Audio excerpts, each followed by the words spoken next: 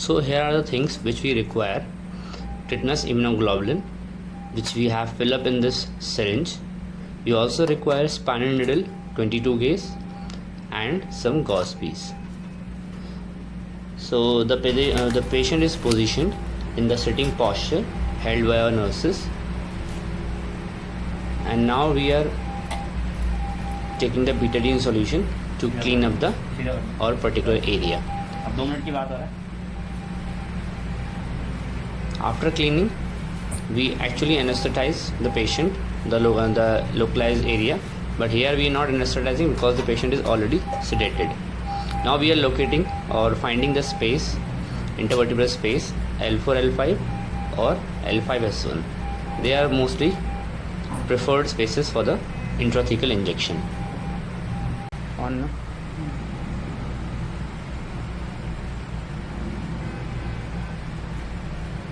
गई गई हाँ फ्लो दिखा दो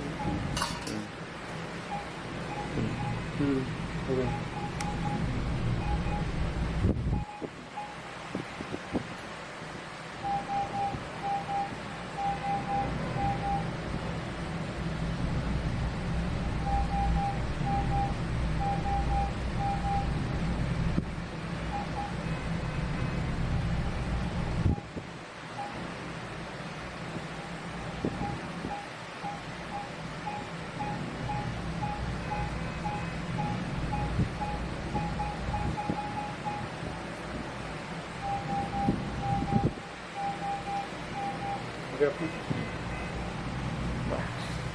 Now we are going to study in brief about the management of the tetanus. So we have total 5 points in about the management of the tetanus. Number 1 is halting the toxin production.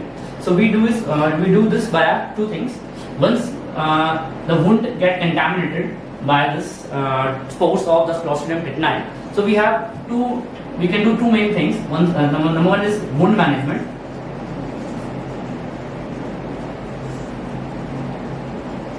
And number 2 is IV antibiotics.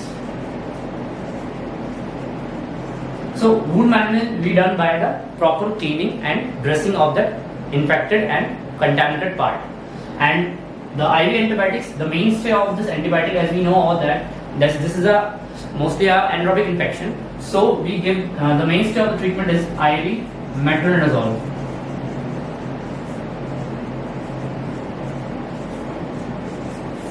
$500 milligram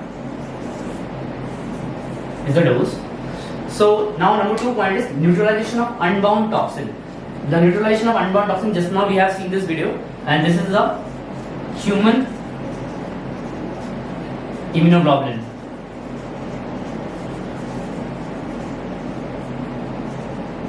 And this is given by the intrathecal route.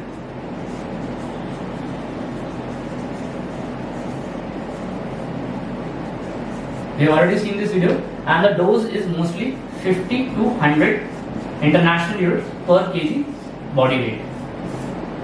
This is the human tetanus immunoglobulin, and we have already seen this video how it is given. Now number 3 is the airway management. We all know that most of the patients, they come with the complaint of lockjaw. If there is a lockjaw, we know that there is going to be paralysis. This is mostly a descending kind of paralysis, starting from this facial muscles, from the neck, chest, and then to the whole body. Once the chest muscle or the respiratory muscles got paralyzed, the patient is unable to take proper breathing or oxygen. So the oxygenation start to decrease. So we cannot. We have to properly take care of the airway part. If there is a saturation decreasing more than less than 90% in the room air, so we have to do a tracheostomy.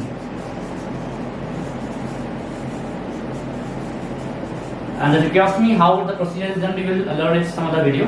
So mostly we have only 2 parts that we can give. Either we can, if the patient is stable, we can just give normal or nebulization of the oxygen in proper oxygenation part. Otherwise, if we all know that the intubation cannot be done. If the intubation cannot be done, we have only one procedure left, that is the tracheostomy. We have to cut the trachea from here, and we have to put the tube so that the proper airway management can be taken place. So number 4th point is now the control of muscle spasm. The muscle spasm is occurring mostly in the extensor part of the muscle of the body. like the back muscles, the erector spinae, and the mostly the extensor part of the muscles. So we have to take care of the muscle spasm by giving the muscle relaxants. So we have muscle relaxants. We also have some sedative and hypnotics also. So the mainstay of the management is mostly the IV midazolam, continuous infusion is mostly preferred over the IV diazepam, because diazepam has mostly more of the side effect as compared to IV midazolam. The diazepam causes AKI and also causes some other liver failure also. So we mostly prefer IV midazolam continuous infusion over the IV diazepam. Also we can give intrathecal baclofen. Intrathecal baclofen we can also give, so that it causes the relaxation of the muscle if we cannot control by the sedation method. It is by the sedation method, by hypnotic sedatives. If we cannot control the spasm by this method, then we have to go for some higher management like baclofen. Some other hospitals also tried the magnesium sulfate. You can also try this. So now, after taking care of the muscle spasm, midazolam, we have to go for the general supportive care, and the general supportive care mostly includes the other things, minor things that can cause the patient to recover early, like mostly the muscle spasm got provoked by the noise and light. So we have to cover their eyes, we have to close their ears by the earbuds, so that the noise and the light can be prevented, and that can cause suppression of the muscle spasm. So prevent light and noise. Next thing we can take care of is the proper cleaning, daily dressing also. So also we can take care of the oxygenation part by the nebulization.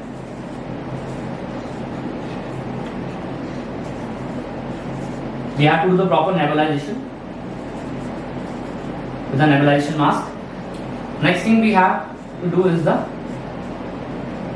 nutrition. Nutrition is very important, friends, because there is a lockjaw, so patient cannot take the nutrition orally.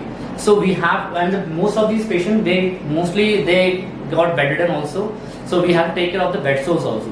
So nutrition and bed sores are the main hospital problem which they mostly patients acquire. So we have to take care of the nutrition and the bed sore. We can give the earbuds to the patients, and for nutrition we can give IV aminovein or the intra IV intralipids, so that we can take care of the nutrition part also. Thank you, friends. If you like this video, do share, like and subscribe the channel. Thank you.